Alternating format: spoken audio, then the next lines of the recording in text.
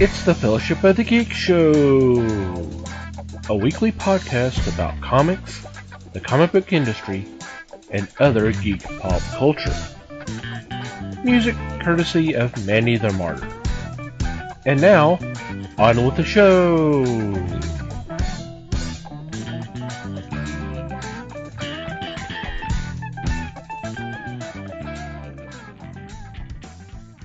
Hey there, everybody. It's the Fellowship of the Geeks podcast. My name is Thomas Chick, and joining me for this episode is Mike Marlowe. Hey, gang. Les Webster. Hello, all. And Liz Newman. Hello, everybody. How are you guys doing?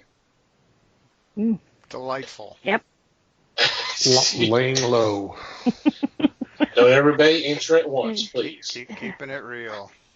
Mm, Because reality Hope is so much fun these days. yeah, I hope everybody is staying safe and staying home as best they can and doing as well as can be expected. So, what's been going on in your corner of the galaxy? Well, I actually kind of don't have anything this week because I've had this fun wrestling match with Insomnia this week. So it's you'd think that not sleeping a wink for at least 2 nights this week, I would have gotten a whole lot done, but strangely enough, no. And that also doesn't really make me good at doing stuff otherwise. So, yeah, well, I think I've got it figured out now, but we'll see. So, pretty boring and kind of laying awake at night staring at the ceiling sort of week. So, Well, I'm sure there's a lot of that going on right now. Oh yeah, I don't think I'm alone in all that. Not at all. Yeah. Sorry to hear that. I'm feeling better now, so. Not quite dead yet. I'm getting better.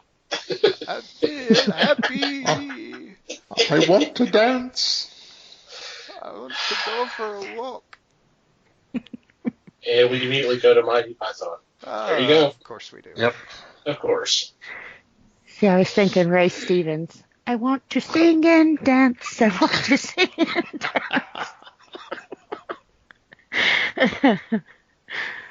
dance. That's good, because I thought this was headed towards the streak or something, and I was a little worried. Yeah, I was concerned too.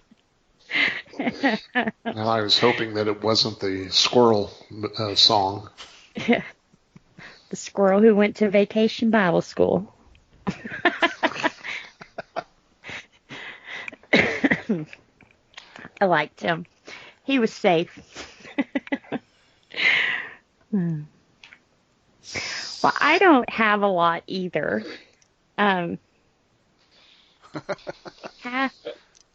night, everybody. Those are usually the long ones. All right.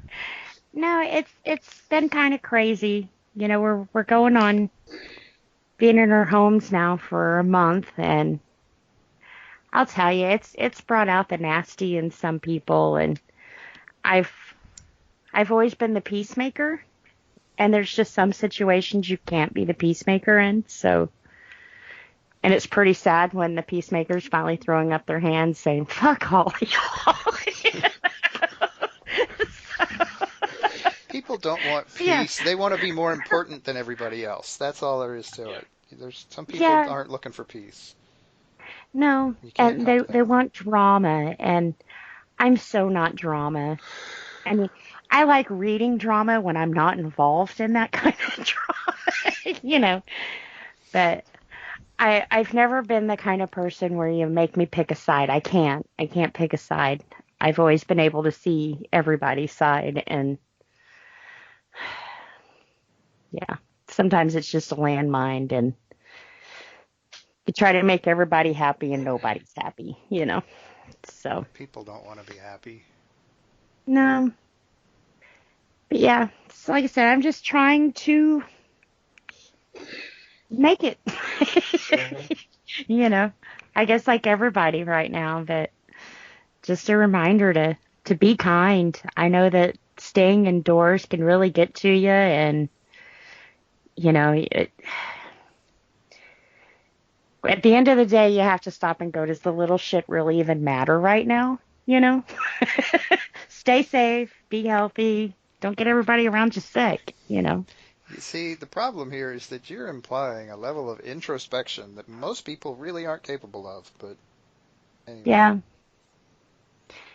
But, you know, Dan Slott posted a Twitter tweet, I guess it's a tweet today, and it said, someone made that it's the only 3% argument to me. If I could just if I could, just by staying home, keep 3 out of every 100 people I know safe, then fuck yeah, I'm staying home. And I think that's where I'm at, you know. I don't care about the numbers. I'm glad that they're flattening, but still, if I can stay at home and keep 3 people I know safe, then welcome out. There's the problem. Because people go, well, it's only 3%. When you look at it in numbers, it's easy to do that. Yeah. But when you start putting a face to those numbers, yeah, especially if it's a possibility that it's someone that you know or love, then it's different. But that's just not the way we are, unfortunately. Right. Anytime you start thinking in terms of 3% being okay, pull out your phone and go to your photos and start flipping through your photos and think about 3% of those people. Yeah. Which 3 are you going to give up? Yep. You know? Yeah. Because you need a coffee or, you know. That's just... And, you know, there's got to be a better way. And we've got to stop thinking, yes, you do need to think about yourself during this time. Yes, definitely 100%. You got to stay healthy. You got to stay on top of things.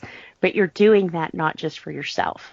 You know, you got about everyone around you too.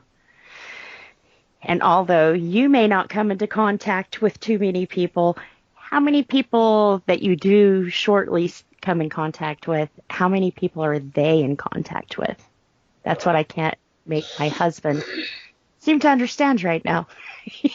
Oh. Yeah. That's what's triggering this. Oh, yeah.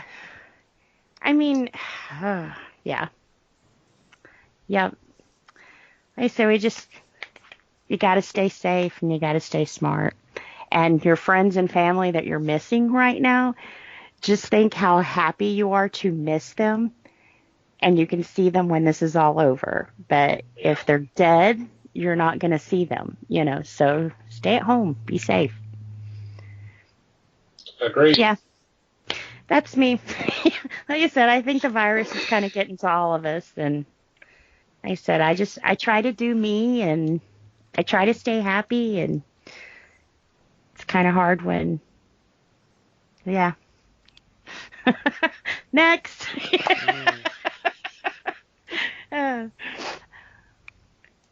Les, did you want me to go next? Where are you going to go?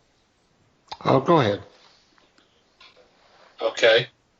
If y'all remember last week, I mentioned my interest in watching a film called My Name is Nobody. I did actually get a chance to watch that. I didn't watch it on Amazon Prime. I watched it on Tubi. I actually had a better quality print, apparently. Oh, wow. Yeah, it was a movie, all right. Oh. I think Les mentioned it being light. Yes, I would agree to that. And for the kind of a reset, it's a spaghetti western that starred Terence Hill and Henry Fonda. And Henry Fonda was playing a well-known gunfighter kind of towards the end of his career. And Terence Hill was trying to edge him on for one big battle with this group of 100, and I think it was like 150 horsemen, something like that. Anyway, there was a lot of comedy in Terence Hill's performance. He was doing a lot of slapstick stuff, but he was doing some cool stuff too. And some of the humor stuff, comedy stuff, kind of, it was goofy. it was to the point where I was like, oh, after a certain point, some of it was just like, okay, there was a sequence that I thought was really cool, and I had seen bits and pieces of it a long time ago. And unless you've seen this movie, right? Yes. You probably know where I'm going. It's the sequence in the saloon. Yeah. Where he kind of walks in, and he's being challenged to do the basically down glasses of whiskey and then throw it over his shoulder and then shoot it before it hits the ground. Right. And of course, he's playing this whole thing that, can we use milk instead of this? And then, of course, everybody's laughing at him. And of course, he does it every time, every time and all that. And then there was a sequence where comes this one tough guy down and he does this whole thing of slapping the tough guy in the face and grabbing his guns at the same time. It's all sped up film. It's just like, okay. I mean, that's kind of cool, but, this is kind of goofy, and there's just a lot more goofiness in the film. I'm not saying it's a bad film. It just kind of wasn't what I was expecting. And the music was kind of a mixture. There was some really cool stuff, although there were some bits and pieces that sound like it was stolen from other films, and then there was some of it it sounds so 70s. And this was like 68, 69, something like that. It was just really kind of a weird mixture. But overall, it was an okay film. And like I said, I saw it on Tubi. I did see a couple additional. I actually saw a couple documentaries on Tubi as well. And I'm trying to. I think y'all may or may not have mentioned these. And if you have, I apologize that I'm about to go over territory that has been gone over before. But the first one came out in 2011 and was produced by George Martin. Have you guys seen this? No. I think I rolled past it. It was really interesting. I mean, it is the life story of George Martin. Growing up, and then he actually, went to war and then came back and eventually got into the music industry. And it's about an hour and a half film, and they spent about 30 minutes through chronicling his time with the Beatles. It's a really good film. I enjoyed the hell out of it. It ended with them working on the Cirque du Soleil show. Okay. So it was. I highly recommend it. It was really, really good. It was really good. But, he was cutting his teeth producing all assorted albums. And a lot of them were comedy albums, and a lot of them featured Peter Sellers. Mm-hmm. So, it was just a really kind of interesting story. And I highly recommend it. If y'all get a chance. Like I said, it's on Tubi. As is I Am Big Bird. This came out in 2014. And of course, this is the story of Terrell Spinney, who is Big Bird on Sesame Street for many, many years until he just passed away real recently, back in December. Mm-hmm. I highly recommend this one. Have y'all guys seen this? Nope. It is a good one. You have seen it, Liz? Okay. Mm-hmm. He had kind of a rough childhood. He had issues with his father, and he was teased a lot because he was kind of lanky and his ears stuck out. And of course, having a first name Carol, he got teased a lot. Plus the fact that he was already had a passion for puppetry.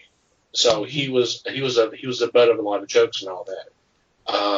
But it goes through him growing up and then trying to do different things, unique things. He was part of the Bozo show and actually did some of the animation back when Bozo was being done in Boston. Chronicles how he met Jim Henson and was offered the opportunity to come work on the show that they were working on called Sesame Street. And interesting tidbit, he almost quit the first year. because he thought he was not living up to the expectations. But he was talked out of it, and of course, the rest is history. Yeah. One thing that I was not aware of, and my jaw dropped when I heard the story, and Liz is probably going to know what I'm talking about. In the height of the Big Bird craze, or his popularity of the character, he was offered an opportunity, or Big Bird was offered the opportunity to go on the space shuttle.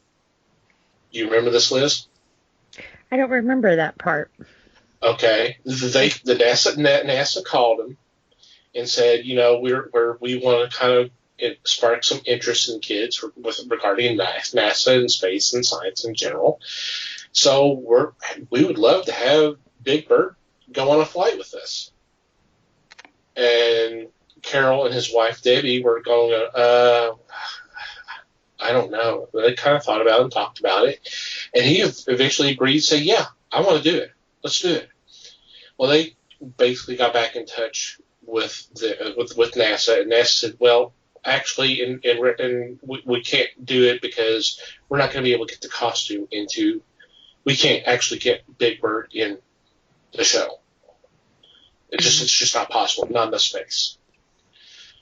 So what they did was they replaced Big Bird's seat with a teacher, Kristen McAuliffe.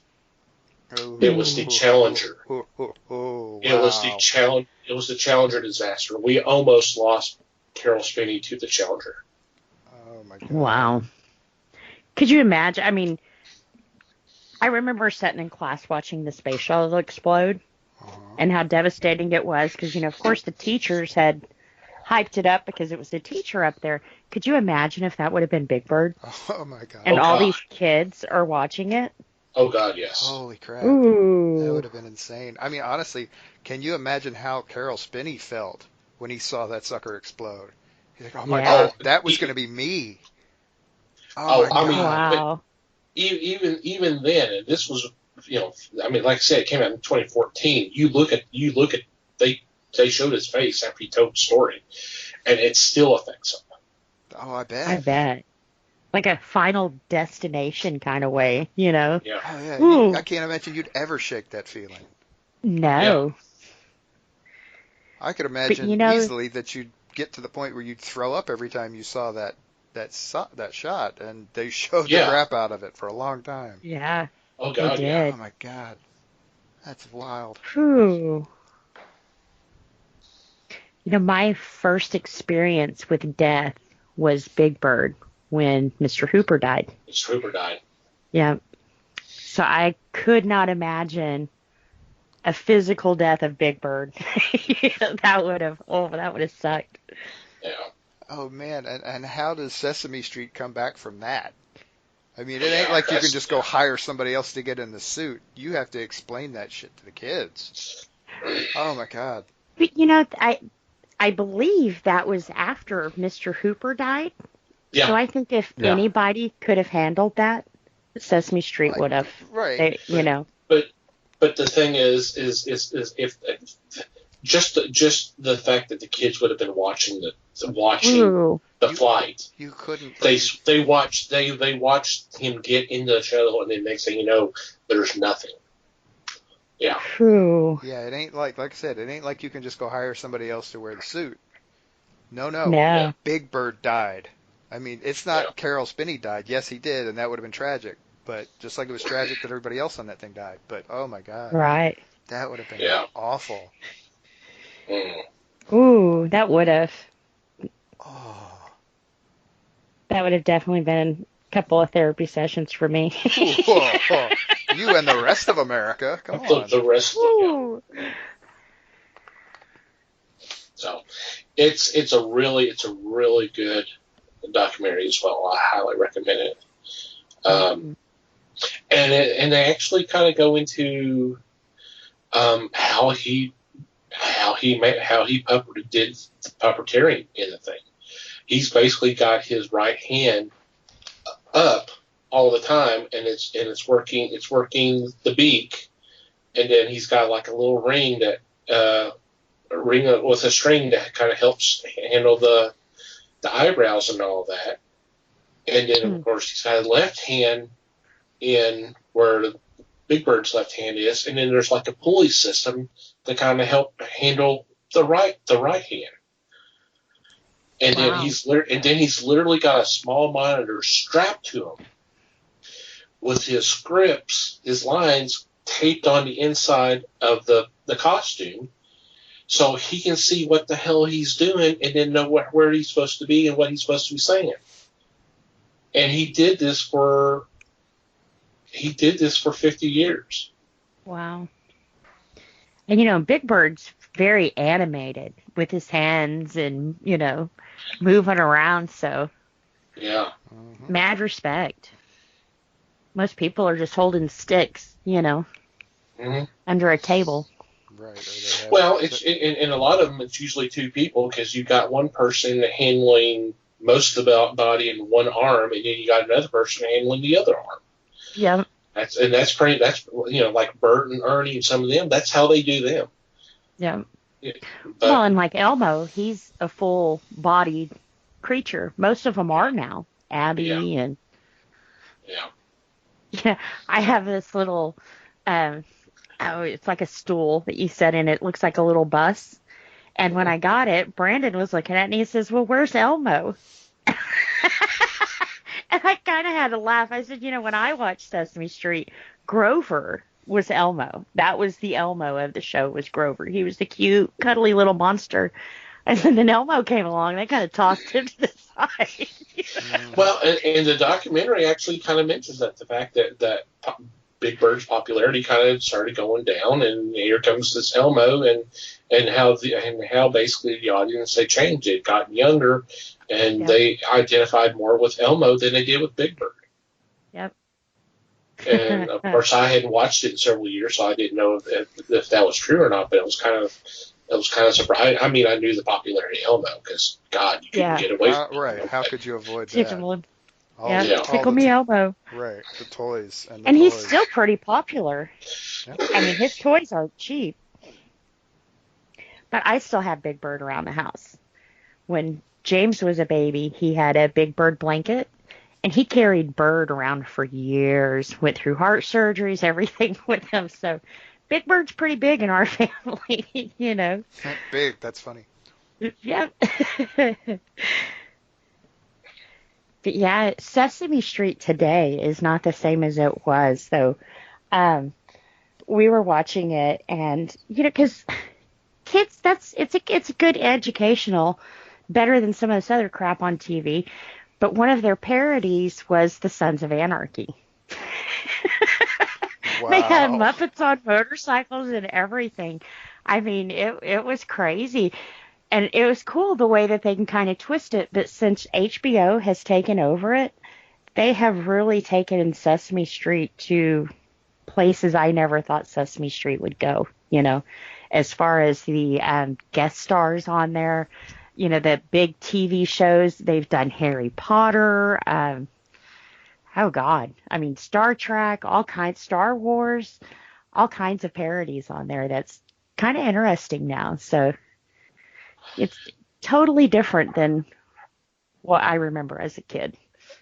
I can see parodies of, like, say, Star Trek or Harry Potter or something like that, but Sons of Anarchy? Sons of Anarchy? And Wow. I think, I'd have to double check, but I think there was even, like, a Breaking Bad one. Of course it wasn't, it wasn't heroin or anything. It was like cookies. But yeah. So that was obviously meant more for the grown-ups watching the show. But it's just like, I would love to go back and watch the old. I would love to go back and watch the older ones and see if they did something similar to that, where just every once in a while they will throw something in that kind of goes over the kid's head, but the adults would get. I mean, it's kind of like Looney Tunes. How there's a lot of jokes and gags that are in the cartoons that kids may just laugh just because on the face value, but the older people in the audience would get a little bit it would mean more to them because they know what the hell is going on and all that. You know? Yeah. Sometimes they catch a lot of crap for what they do. Yeah, because Sons of Anarchy, instead of Sons of Anarchy, it was Sons of Poetry. So it was kind of... Yeah, but still. Yeah. Anyway. They did The Walking Dead. That was pretty cool. Oh, wow. It was teaching, it was gingerbreads, and they were teaching Cookie Monster to slow down and be patient, so... I said, if you just go on YouTube, just check out like Sesame Street parodies, and I bet they all come up. Some of them are just hilarious. They're cute, and kids are getting the message behind it, but parents are like, "Oh my God, is this Twilight?" I mean, so,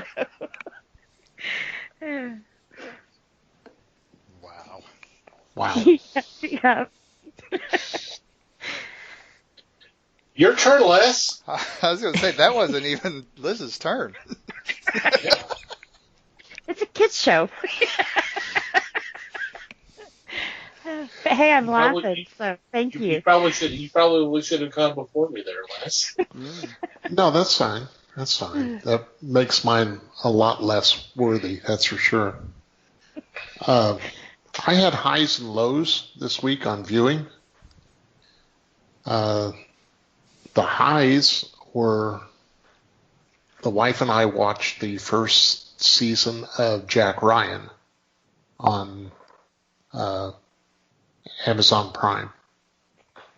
I recommend this if you're a fan of the old series 24. It gives you that feel, and I actually sat there going, crap, they're not going to get it. They're not going to get there. And it's interesting how it proceeds and what is involved. The wife had a problem with the actor, John Krasinski. She was not fond of him. She wanted the original. And I said, who? Alec Baldwin? Yeah, Baldwin. And she said, hell no. Which I agree. People forget about the Hunt for Red October. Yeah. Conveniently. The other high was the documentary That Guy, Dick Miller, the character actor that has been in so many films, usually in the background where he'll make a comment or two, everything from A Little Shop of Horrors, the original, to Matinee. Most people now would remember him as Mr. Futterman, the man who drove the snowplow and was featured in both Gremlins movies. Mike said he's watched it, and I think it's a great documentary to sit down and watch just to see what this guy was involved in. Oh God, he was everywhere. Yeah, everywhere. Yep, Go ahead. It's a very entertaining documentary. Well, wasn't he also the kid off of Old Yeller? No. That's the low point. Oh. That's the low point that I watched. Oh, okay. Tommy Kirk. Yeah. Tommy Kirk was in Old Yeller. Yeah. Okay. And he was a mainstay for Disney. He made a lot of Disney films as a young man. Unfortunately, the one I watched was not Disney. It wasn't even Touchstone. It was a 1967 movie called Mars Needs Women. And this was a big pile. I was excited because I remember seeing it when it first came out. And I wanted to see it just to relive it. And then I watched it and I said, my God, what the hell have I done? There's an hour and a half gone. Again. Yes, he plays a Martian along with, I want to say 3 others, maybe 4 others, searching for women to take back to Mars to procreate. And but it makes sense because men are from Mars. Men are from Mars, women are from Venus, remember? How true. And I wish this movie was covered in the haze that Venus is covered in, because it would have made a lot more fun. Nice recovery. So that's how my week rounded out, and yeah, I'll be looking for other stuff. I'm looking now for another movie that that Kirk was in called Attack of the 60-Foot Centerfold. I'm sure that'll be top notch also. I'm sure. Yeah. Sounds like it. Woo. I was just thinking about everything else that Dick Miller has been in, and I just remembered that Dick Miller was in the first Terminator. Yeah, he was the guy in the gun shop. He was the gun shop. He was the gun shop owner. Pawn Yeah. shop or Yes. whatever it was. Yeah. Or pawn shop, yeah. Hmm. One of my favorite roles of his, it's a movie that doesn't really get mentioned a lot, but I love it. It's called Explorers. Yeah. With young Ethan Hawke, River Phoenix, and I don't remember what the other young male actor is. It's these 3 kids that basically have been getting these subliminal messages through their dreams of basically how to build a spaceship to fly out and meet these aliens. And Dick Miller's role is one of the law enforcement agents who's charged to trying to find out what's going on. And of course, it's kind of a dream of his. He's had something a similar dream. It's a really nice role. It's a really good film. I love the film. So if you've not seen it, it's back, like I said, River Phoenix and Ethan Hawke were like 10 or 11, something like that. So they were real young. So it's like early to mid 80s. Yep. Really good I film. miss River Phoenix. So, okay. Let's go ahead and get into this week's discussion. It had come to my attention that this year marks a certain anniversary, 45th anniversary of a comic book series that was very short-lived, but it was unique because it, for the first time from what I've been able to research, the first time ever it starred a bad guy. It was a total villain who starred in his own magazine, and it's called The Joker. It was like a bi-monthly series that lasts 9 issues, although 10th went to print, or was in the process of being printed when it was canceled. It's a goofy little series, but I enjoyed the heck out of it. But it just kind of got me thinking about villains as a lead in a comic book, and just kind of, is that something that could be continued on a long-term basis? And I mean keeping them as villain, not kind of changing them to where, they have moments where they do the right thing and kind of flirt the line of good and bad and all that. I'm talking about, because I mean, Joker was a bad guy. I mean, not to the way that he was portrayed in the 40s or the way he is now. I mean, he's always been a villain. So, so I kind of wanted to get y'all's thoughts about this series and then just the whole idea of a villain leading his or her own series. So who'd like to go first? Okay.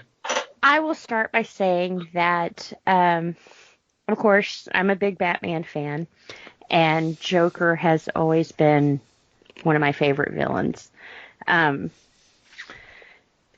75, what was that? Bob Kane and Bill Finger. Mm-hmm. I liked the comic there. It was, I thought, pretty well done. I guess after the popularity of 66 Batman on TV with Cesar Romero, I think he kind of brought Joker into a different spotlight that most villains haven't been put in, you know. Of course, we have seen other villains get their own comic books, and you were talking about towing the line. Harley is a perfect example of that. She's had numerous series. I mean, I think right now she's got 4 lines going.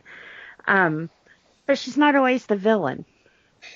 Sometimes she does good, you know, and she's helped Batman and Nightwing and, you know, all kinds of things, especially in the newest Batman and Harley. You know, she helped them actually go against Joker. So I think it can work. I think it works so well with Joker, though, because he was so well known, and that Batman did gain a lot of popularity with the TV show, not just necessarily the comic book. But I think Joker will always, anything they've put his name on in the comic books, it's always been a hit. People have always been drawn to him. But we also have Deathstroke. He's had his own comic book, and I can't really think of a time that he's been good, has he? So, total villain there. Golly, didn't Black Adam have his own comic book for a while, too?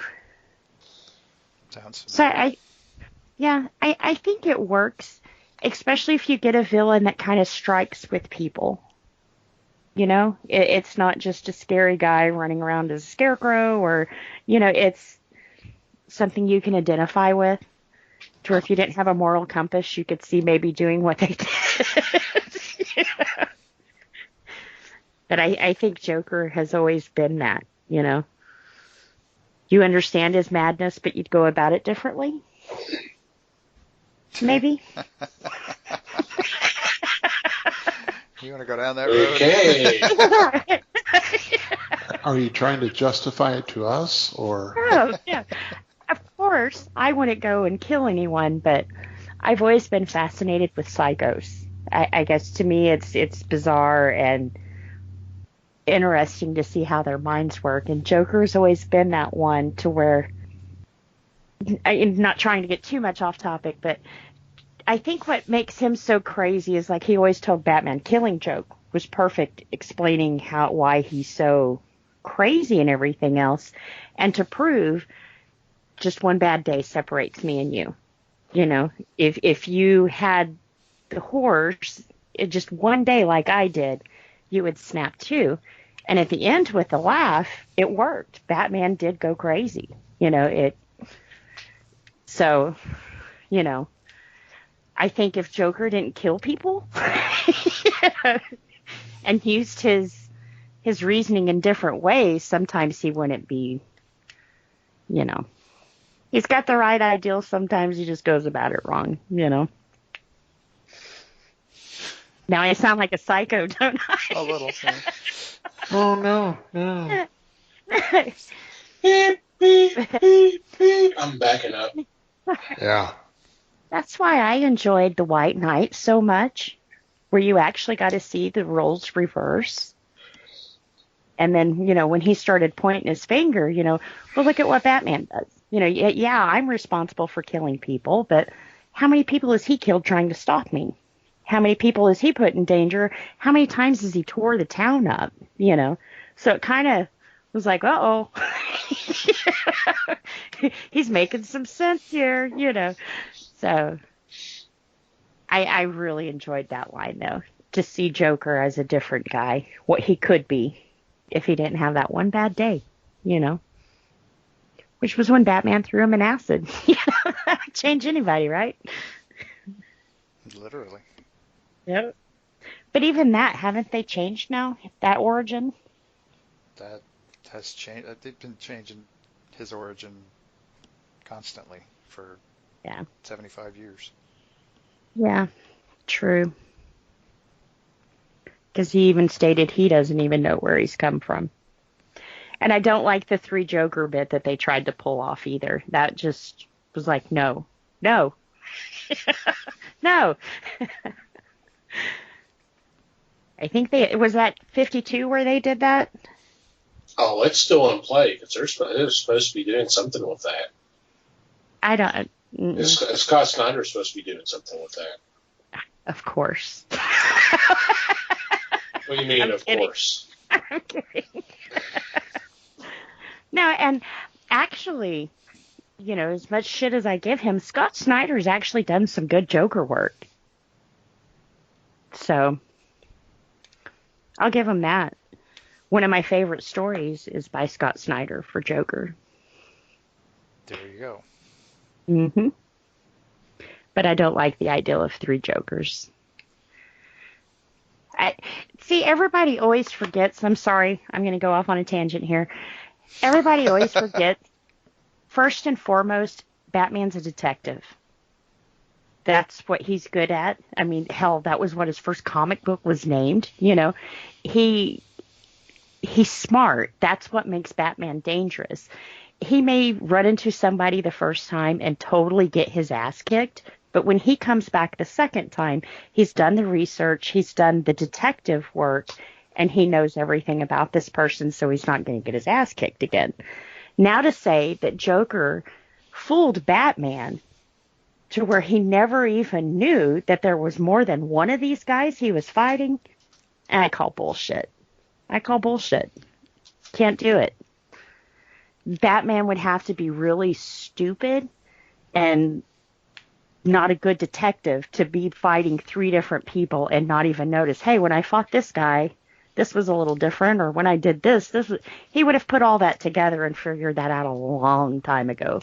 So, I'm not buying the three Joker. It kind of goes against what I liked of Batman. And what makes Batman powerful is his detective skills.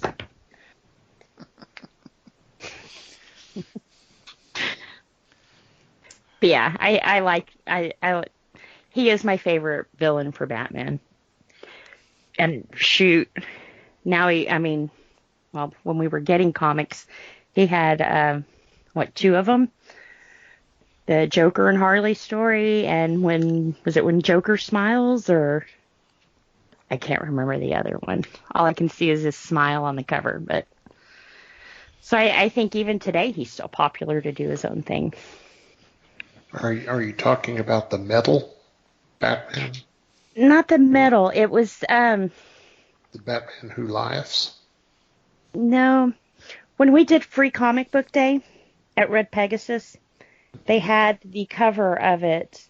It looked like trash polka is what they call it, with the dots and stuff, and it was just his smile. Oh, yeah, I know. It was a 3-issue series, and I'm drawing a blank. But I know what you're talking about. Yep.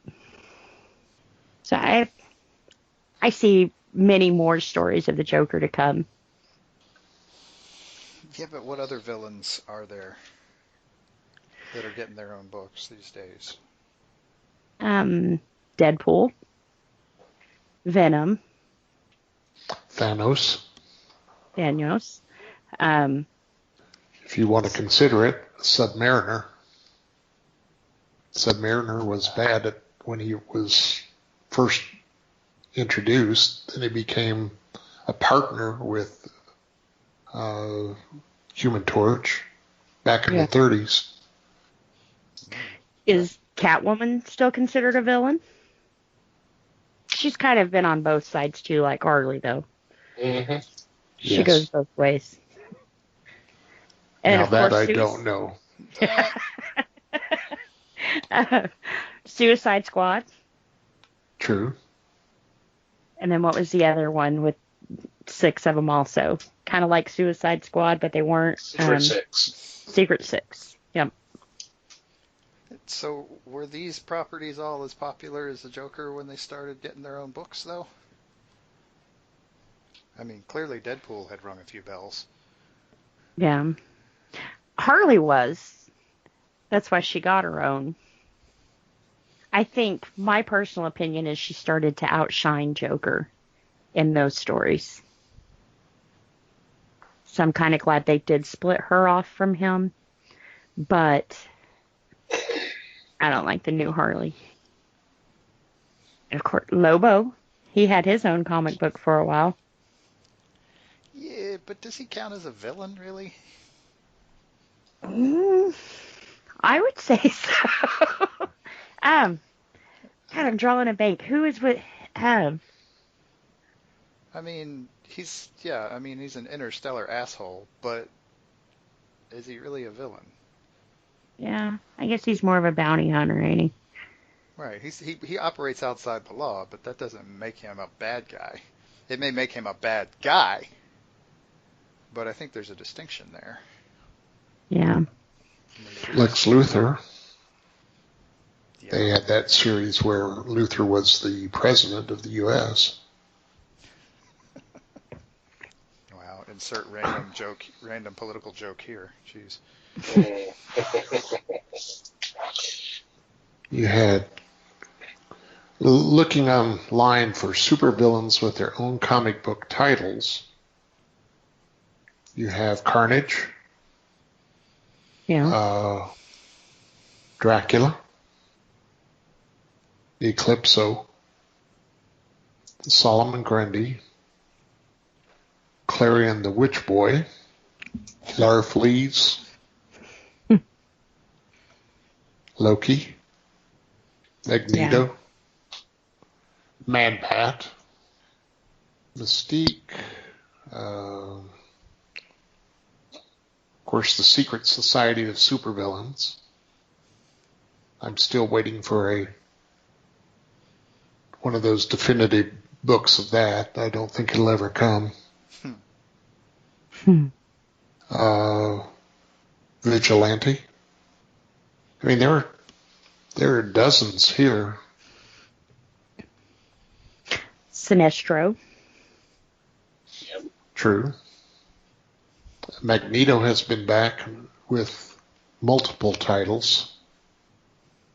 They did not list Thanos, but I would suspect Thanos would be one of those. Mm-hmm. I would think so. Darth Vader. Yeah. And they didn't list George Lazenby's James Bond, but that's okay. Wow. There's a lot to unpack with that particular comment, but all right. Show me a Blofeld movie, and then we'll talk. Yeah, I mean, I for one can't see any reason to do it other than the popularity of the character, regardless of whether it's a hero or a villain. I'll be honest. I started reading that Joker series, and it was all I could do to get through the first issue. It just struck me as being, I can't think of a better word than silly. Campy. It wasn't even campy. I mean, it wasn't like it was silly. It didn't seem silly on purpose. It might have been, but I question the job that they did if that's the case, because it just didn't seem that. It just didn't feel that way to me. I don't know. Maybe I read it wrong or something. Maybe I was in a bad mood when I read it, but I couldn't keep going because I was just like, ugh. Well, apparently a lot of people agreed with you because it only lasted 9 issues. Well, you know. You say that. When did it come out? When you said 1940. It's 45. Yeah. 75. So, yeah. My birth year. Yep. Oh, nice drop that in. Woohoo! That's how I remember. Oh, but sure. if you think about it, his first appearance was in 1940. I remember teething on issue 6. Yeah.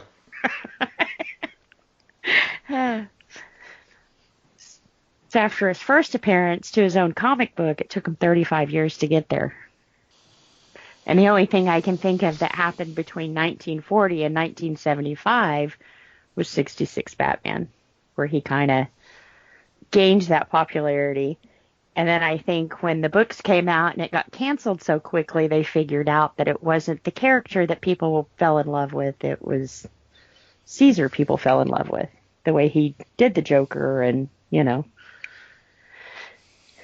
Right.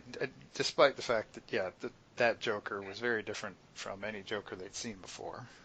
Mm-hmm. I don't know. Well, to me, the Joker will always need Batman. He just wouldn't work. I say that. He did work in, what was it, Injustice? He did work with other guys there, but that was all a ploy to get at Batman. So I think with the Joker, he'll always need Batman. Well, then I think you could make the argument that that's not a solo book.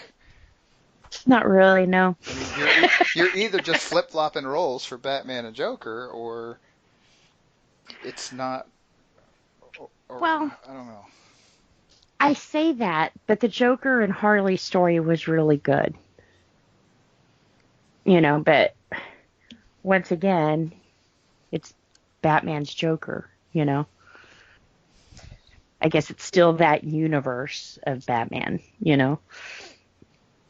Yeah, I think one of the questions that we've learned a little bit about in the last year is, does Joker work in a universe that doesn't have Batman at all? Seems like that's what that movie was. Yeah. And see, this is going to sound weird. That was Batman universe, but that wasn't Batman's Joker. Does that make sense? No, it doesn't make sense. Makes perfect sense, as long as there's some sort of evidence that it's Batman's universe. Well, we had Thomas and Martha Wayne and Bruce Wayne in that movie, so it was Batman universe. It just, to me, Joker will always be the man that Batman threw in Nevada acid, and that's part of what makes him stop. And any other villain, he doesn't give them this much time as he does Joker. I think he feels responsible for what happened there. Although, he was there to rob the place, he was still corrupt at the point, but he wasn't insane until Batman put his hand in it. And that's why Batman will always beat himself up.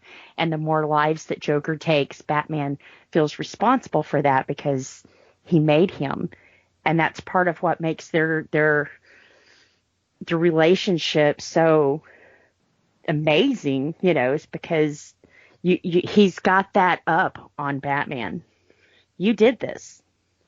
Yeah, I just killed 1,000 people, but you did this, And that's part of what always gets Batman. And while he'll always put that time in with Joker, See, he is responsible. You keep saying always, but it's only always until DC decides to change their continuity again. Right. And most of those lines I don't get involved with. And to me, when they change that up, it's kind of like what I said about The Walking Dead. When they killed Carl, they took that moral compass, they took that reason, they took that drive away from them. It was no longer, what made it work. And same with Batman. You take that self-loathing and, self-inflicting, oh my God, I did this, the pain, the Batman mentally beating himself up for this, you take that away and it's just another, crazy clown on the streets of Gotham. So, yeah. And if you go back to Joker's daughter. When she first showed up, Batman didn't care who she was. He didn't care that she was blowing things up. She wasn't even a blip on his radar. That was cops' work. You need to take care of that freak. This is not mine. But then when he found out that connection with the Joker, and he was kind of like, whoop, I am responsible for this. Now she is a blip on my radar. Now I do have to do something about this. Now this is no longer their work. This is my work, you know. So I think that's kind of what keeps him driven in the Batman lines, is that he feels responsible for this. That no matter how many people he saves, Joker's always going to be out there killing more people than he can save. And he's responsible for that. Inadvertently, you know, it was an accident, but in Batman's little emo mind, you know, I'm responsible for this.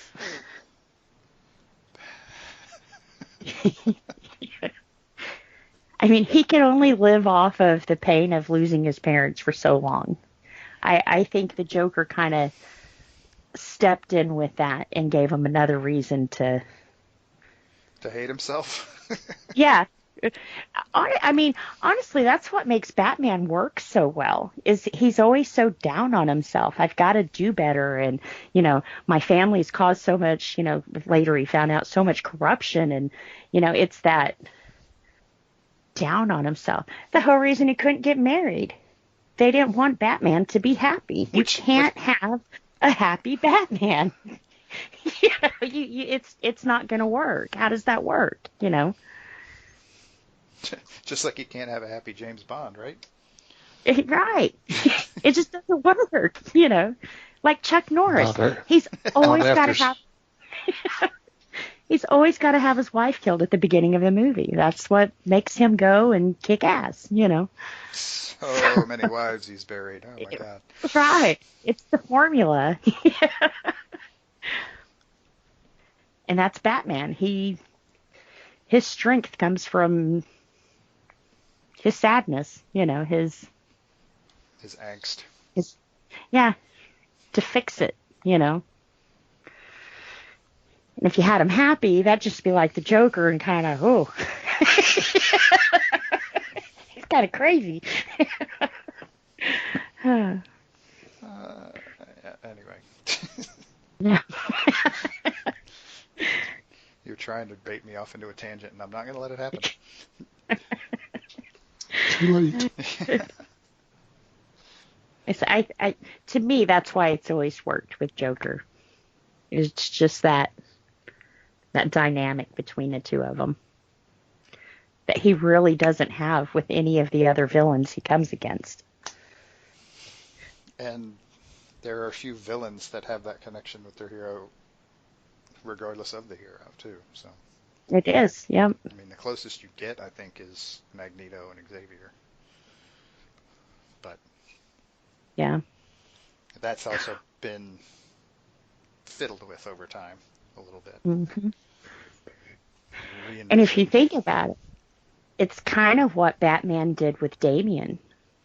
Once again, here comes this, I'm responsible for him. You know, I made him. I was drugged, but I made him.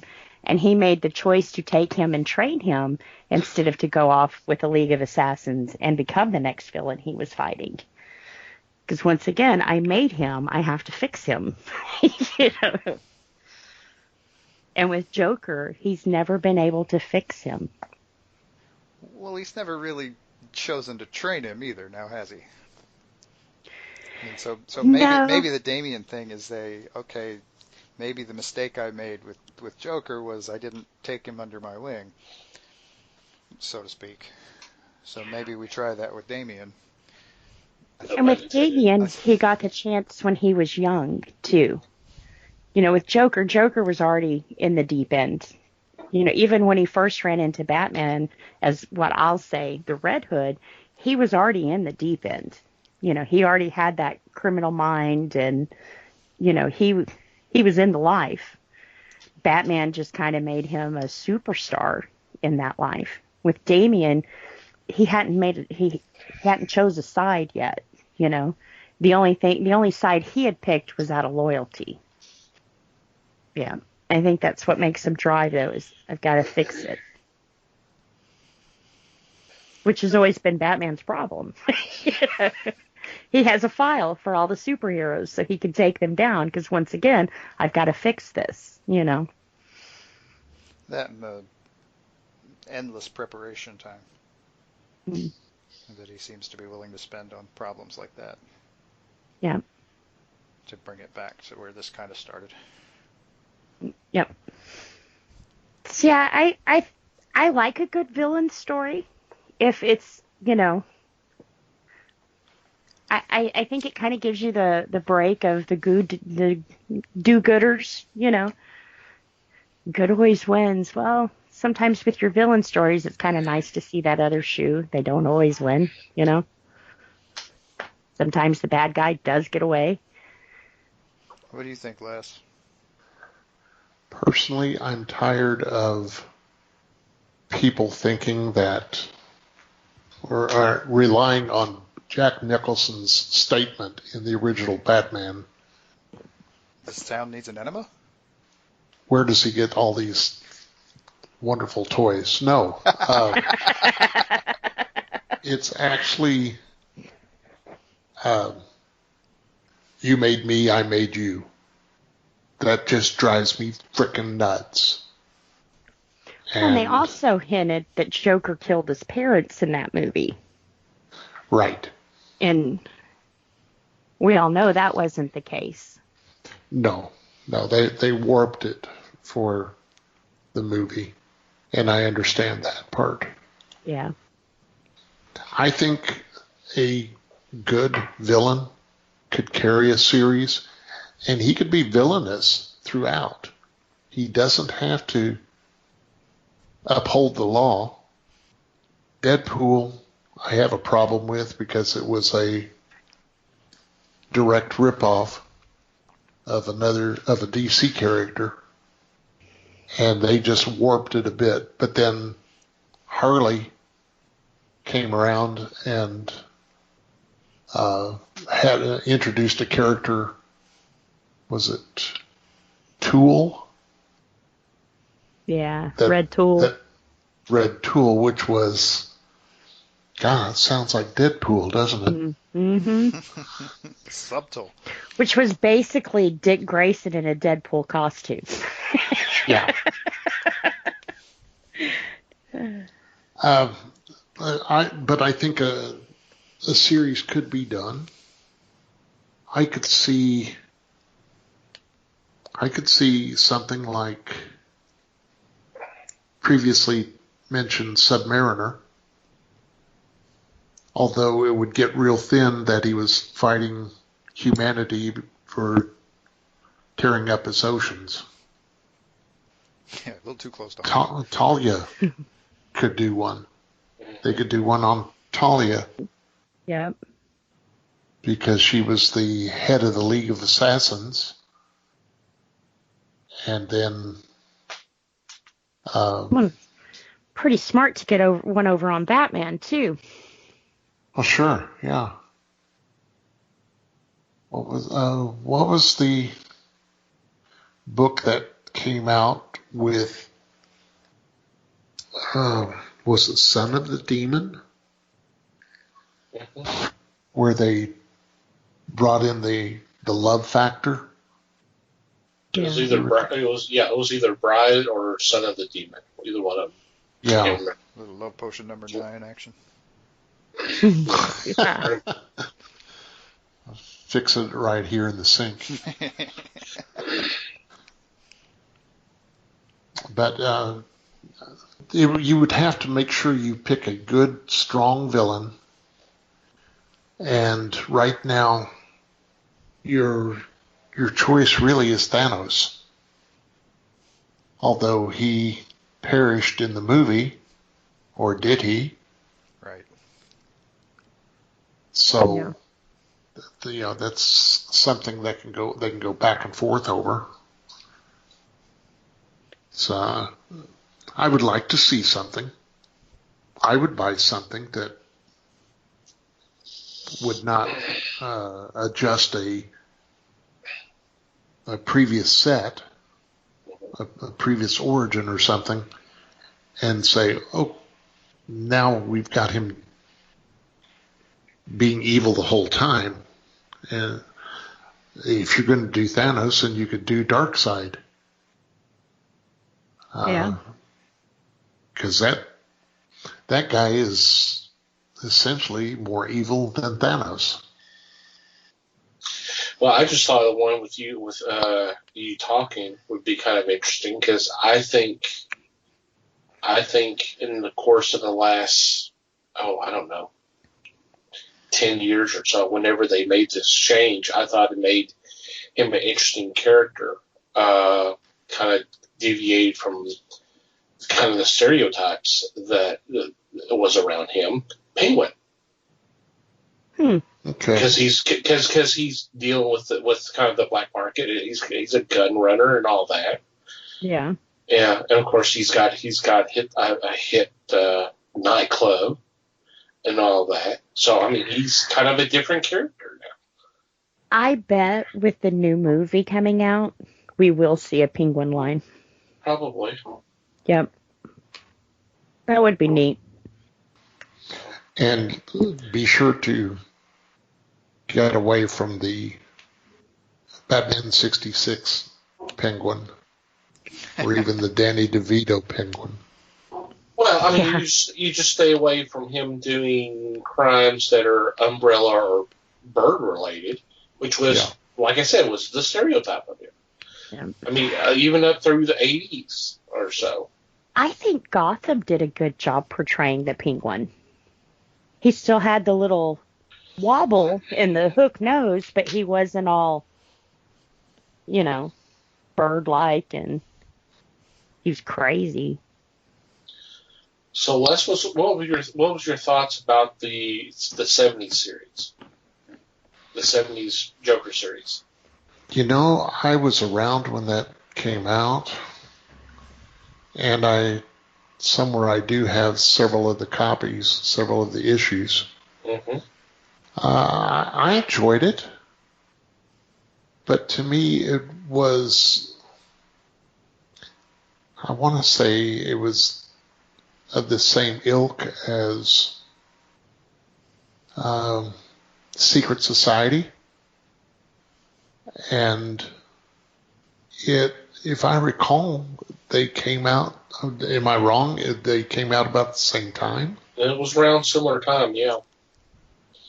So I was happy with it, and it's not like I needed to read both of them because they were independent, but I got to get a taste of villains, a lot of villains, and salty. I enjoyed it. I thought it was good. I thought it was pretty strong. It was funny how every issue seemed like it had to end with him being captured and back in jail. It's like every issue starts off with him breaking out, and then he's doing whatever he's doing throughout the issue, and then gets caught and goes back to jail. Yep. I was just like, okay. Isn't that due to the Comics code? That was probably. Yeah, I'm sure that was code directive. I bet you. Yeah, because the good guys always had to win. Evil couldn't. Yeah, he's a bad guy, so he has to go to jail. Yeah. But that's one thing I've always been curious about. As many times as Batman has caught him and put him in Arkham, I mean, golly. I would be putting him in a straitjacket in a steel cell, 20 feet underground. They should consider locking the doors at Arkham at some point in this whole process. At some point. I'm just saying. Yeah. Yeah. Replace that revolving door with something a little more rigid. No kidding. Something. For maximum security, all the villains seem to escape from there, Yeah, it's obviously a terrible prison. Must be federal. I mean, it's the Stalag 13 of the DC universe. Right. Which was kind of cool in Injustice. That's kind of what Superman was saying. What the hell? As many times as you lock these guys up, they keep getting out and they keep getting out. And every time they get out, they're killing people before you can get them put back in here. So his solution was to take them from Arkham and put them in the Phantom Zone pretty much, which I think for someone like Joker, you almost need that because you can't keep them in, but you have Batman where it's like, no, everybody has their rights, and that's not right. You can't do that. That's not justice. That's, it's wrong. Justice for who? Right. Anyway, I don't want to go down that road. But... Right. But with as much bad as they've done, they still have rights. They're still humans. Are they? Can we prove this? Anyway, sorry, Yeah. you're gonna push me down this ramp, and I don't want to do it. In a comic book world, Right. You keep saying that, Mike, but I keep inching closer and closer. I know. I'm trying not to jump off the edge here, but yeah, I cannot pretend to understand all of Batman's logic. We'll just put it that way. No, me myself, if I was Batman, I would have killed him a long time ago. Just because of the thousands that he has killed, and Right. Where does it where it needs to stop? Yep. And at some point, we can't rehabilitate him. His mind is gone. We've tried and tried and tried. There's no other solutions. How many people are, is his life worth more than everybody else's at that point? Right. And the deal here, I think, is that Batman wouldn't be Batman without that ridiculously exaggerated sense of justice. Yeah. Is that real justice? No, it's Batman justice, and that works for Batman, and it makes the story work, and that's right. all that really matters. It's just nowhere close to reality, but that's okay. He's a fictional character. It's okay if he's not real. Right. I've never understood his no killing either. That's kind of why I like the Green Arrow. He wasn't afraid to take a guy out. Well, if you're going to shoot somebody with a bow from hundreds of yards away, yeah, I mean, you're probably shooting to kill. I mean, yeah, regardless you better take him out or you're going to piss him off. Right. Regardless of why you're doing it, you better put him down with the first shot. That's just, there's too many crazy people out there. Right. Too many unnaturally tough people out there. Well, if you're looking for a violent hero, you can go to Batwoman. If you watch or read the comic, she opens fire on everybody and hopes that she kills everybody. Yeah, not surprisingly, she's got issues. Yeah, just a few. Yeah, I think they're up to 30-something right now. That's just this run. This is not the first run. Was the first issue called Daddy?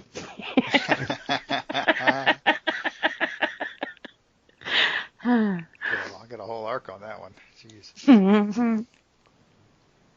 Jeez. Is Domino considered a villain?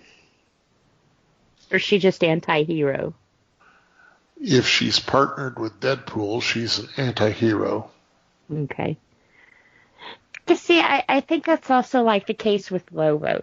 He's not necessarily a bad guy, but he doesn't necessarily care about the law in order to get something done. For him, there's no black or white. It's all gray, and, he's not scared to step on either side of it. And I think that's kind of, like with Domino and Harley, too.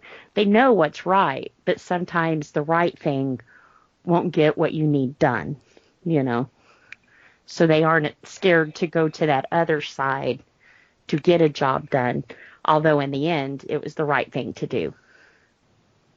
But with Joker, I've never seen him try to do the right thing. It's never the right thing to do. Yeah. And I guess, too, wouldn't that be the Punisher? Oh, geez. He's doing the right thing, but... That's probably a different episode. Yeah. But he's teamed up with Daredevil before, trying to get the ultimate goal was good, but he's not afraid to break in and kill someone who's guarding the door to get, he doesn't care what the law is. He just knows what the end goal is, and he'll do whatever it takes to get there, right or wrong. Because in their mind, the end result was right, and it kind of cancels out everything they did wrong to do it. That's pretty much the definition of vigilante. Yep. Which could be seen to some as a villain. Mm-hmm. They don't follow the law, you know. You break the law once, you still broke the law, you know. Mm-hmm.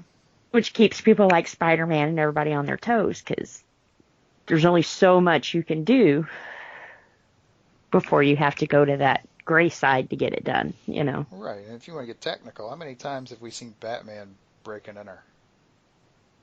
Illegally. Oh, yeah, Batman's totally on the gray side. But see, he doesn't see it as that, because he's kind of like what I was saying. The end justifies the means. Mm-hmm.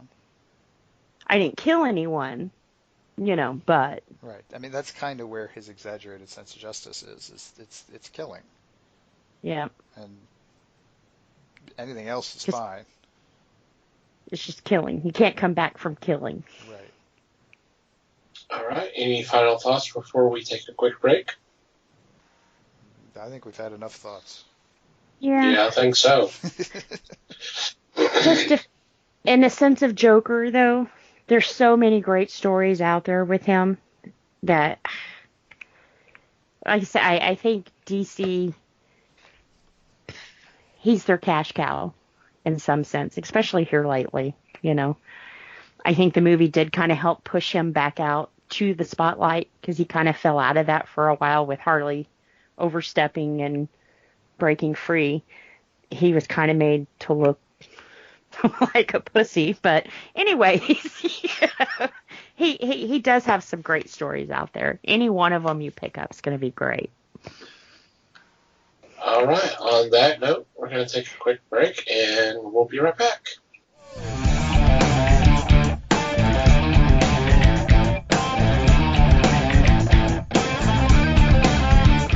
And we're back, and like we have been doing previous weeks, what we are doing is making selections of books that you might have missed that we recommend you go check out.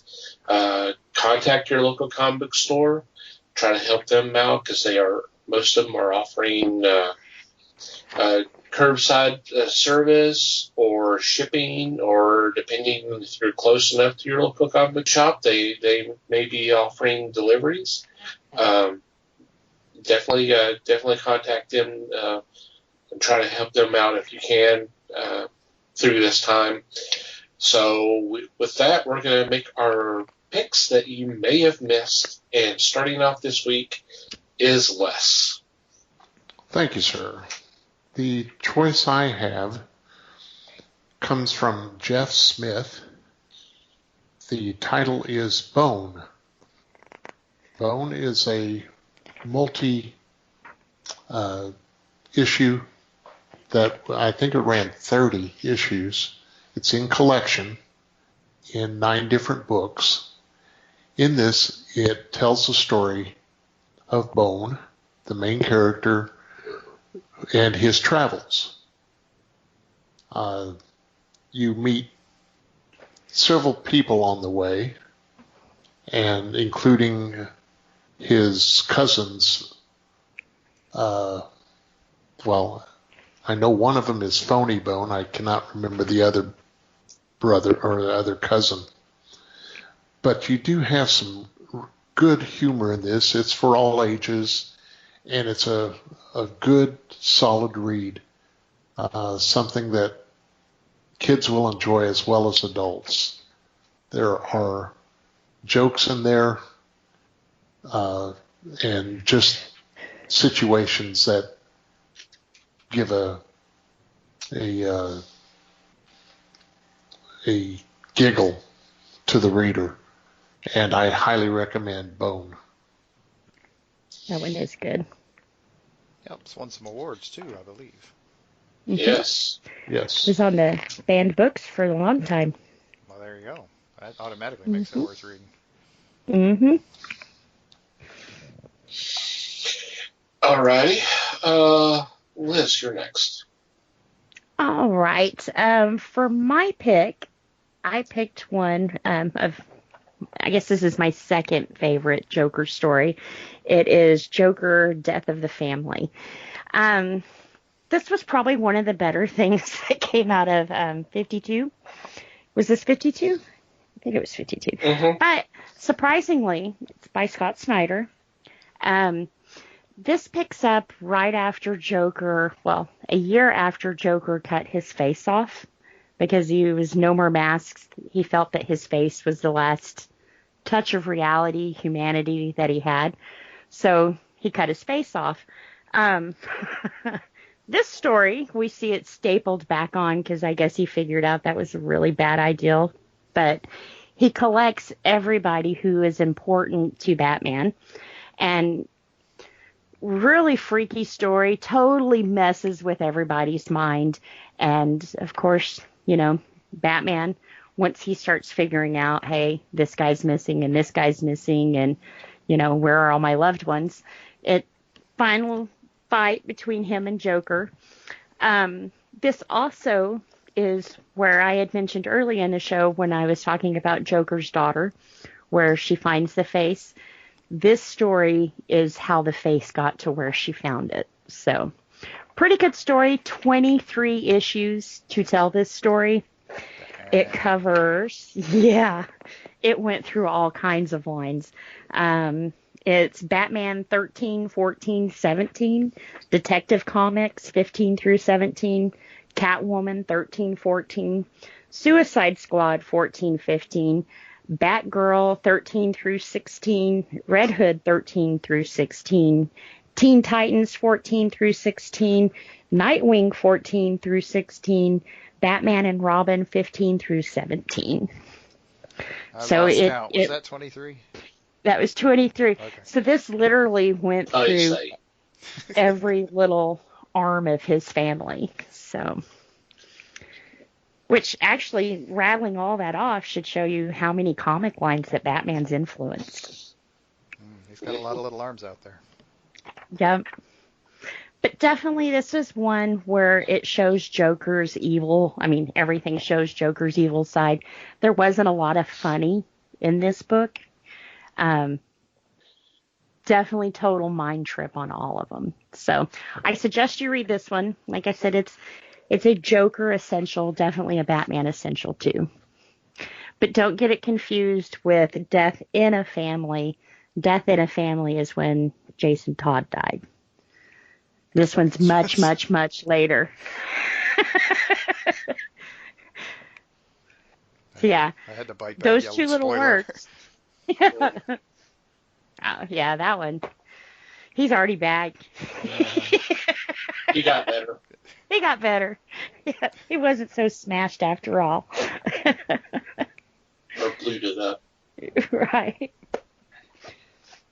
Yeah, definitely check this one out. I will say 23 issues. This has cost a little bit more than what your most graphic novels do, but it's well worth it. Well, because there's more pages, because there's more content. So, yeah. Mm-hmm. Alrighty, Mike. Okie dokie. So my choice is from Dark Horse Comics, and it started out with the first series was called Black Hammer. There have been some spin-offs since then, but the original series back in 2016 started off 10 years after a group of heroes had saved Spiral City from their biggest crisis ever yet. And somehow that battle had caused these heroes to disappear and appear in a small town called Rockwood, where they've been sort of trying to figure out what's going on for like the last 10 years. So this is, needless to say, an interesting take on the superhero genre. And also notable, at least I think it's interesting, the series is named after the hero that died in the process. So Black Hammer was a guy, but he's dead. This is how the series starts. This is the people who were fighting with him, and kind of their story. It makes more sense further down the line. I just don't want to spoil anything. But this is definitely it's definitely a different type of story for a superhero story, and it was written by Jeff Lemire, who worked on it for nearly 10 years before it got published for various reasons, mostly because of stuff that he was doing. He was under an exclusive contract with DC, so he couldn't really publish a creator-owned book. But yeah, so this has gone on.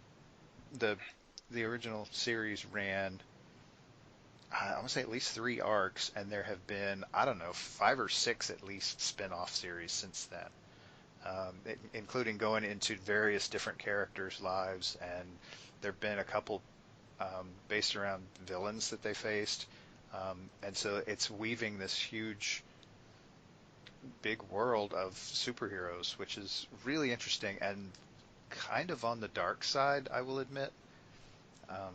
So it's a very cool story. Yep, I agree. I mean, I hadn't read all of it, but I know I've read the initial story arcs, and I enjoyed it. It's definitely a different take, and I love Jeff Lemire's work, so definitely worth checking out. All right, well, that leaves me, and for my pick, I'm going with a collection from DC Comics entitled The Hawk and the Dove, The Silver Age. And this collects Showcase issue 75, and Hawk and the Dove issues 1 through 6, and Teen Titans 21. These stories originally came out in 1969, and the story is about 2 brothers, Hank and Don Hall, who are given superpowers. Hawk is more of aggressive and a type of a fighter, where Don is more of a pacifist. So Hank becomes Hawk, and Don becomes Dove, and it's kind of their story. Most of these are written by Steve Skeets. And there's 1 or 2 that are actually written by Neil Adams. But there's artwork by Steve Ditko originally, and then Gil Kane, and then I already mentioned Neil Adams. So it's a great little collection. Some classic Ditko art. If you're a fan of his stuff, definitely check this out. And it's a nice read. Awesome. Is this juggling they did for the characters where with was it Hawkman, where everything was described through the scarab, or is that the later version? I think that's the later version, because the brothers who are visited by this disembodied voice, and basically says, okay, here you go. Here you have powers, and you'll only have these as long as you need them. All you got to do is, for Hank, he has to say Hawk, and Don has to say Dove, and then all of a sudden they turn into the superheroes to do whatever they need to do. Okay. So cool. So of course this. Yeah, and of course this is 1969, and of course what was going on in the country in 1969. So, I mean, it was kind of a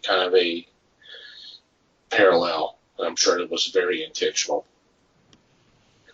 Oh, probably. So, all right. Any special shout-outs or mentions this week? Not me. Nothing here. But no, I don't have anything. All right, we'll go on and move on to our regular shout-outs. First off, we want to thank Pop Goes the Culture Podcast Network for letting us be part of a great group of fellow podcasters. Definitely check them out. There will be a link in the show notes. And we also recommend you check out our brothers and sisters that make up the Podern family on Twitter. Easiest way to do that is just go to Twitter and do a search, #PodernFamily. Just scroll through, and whatever catches your attention, just click on that link, download that episode, and have some fun. Thank you guys, as always, for supporting the fellowship. I want to thank Manny the Martyr for supplying music to our podcast. Definitely check out their music. We'll have a link in the show notes as well. And finally, you, dear listener, thank you for downloading and listening to today's episode. We always appreciate your support and value your feedback.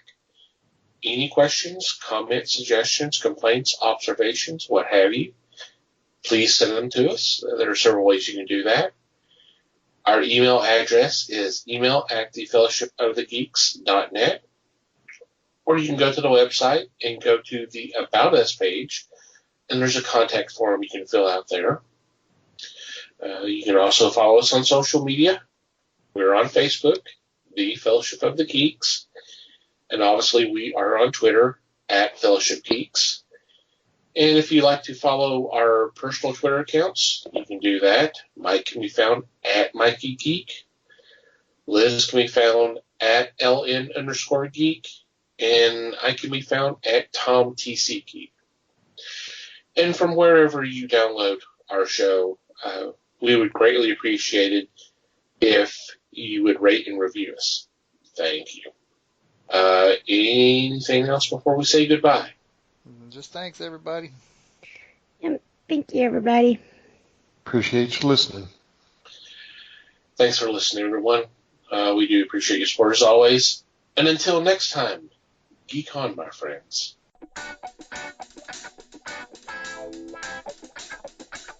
We thank you for listening to the show. Comments, suggestions, and questions can be sent to email@thefellowshipofthegeeks.net. You can follow us on Facebook @The Fellowship of the Geeks and on Twitter @FellowshipGeeks. Until next time,